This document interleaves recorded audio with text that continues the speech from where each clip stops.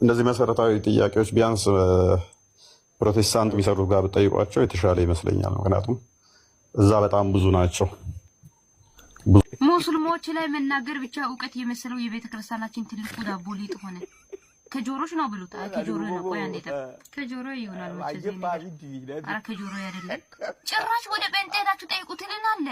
እኛ እኮ ቤተክርስቲያናችን ላይ ከምንሰግደው ከሲላት አንዱ አድርገን አንተን ልንሰግድ ትንሽ የቀረነው ተጽዕኖ ፈጣሪ ብለን ቤተክርስቲያናችን ላይ ጣዖት አድርገን ልናመልክ ትንሽ ይቀረን። አንተ ጭራሽ ሂዱና ጴንጤዎችን ጠይቁ እኔ አልችልም ትላለ።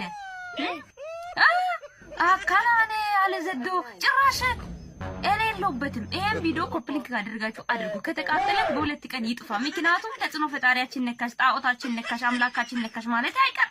እውነታውን ስንናገርማ ትነሳላችሁ። ብትነሱ እኔ ደግሞ ማያ ፍርሃቻ የሌለኝ ሰው ነኝ። ጥሩብኝ ማለት ነው። ሀቋቋ ነው የምፈረጥጣችሁ። አልሞህም ምን ትላላችሁ ኮሜንታተሮች? እስኪ አስቀምጡልኝ።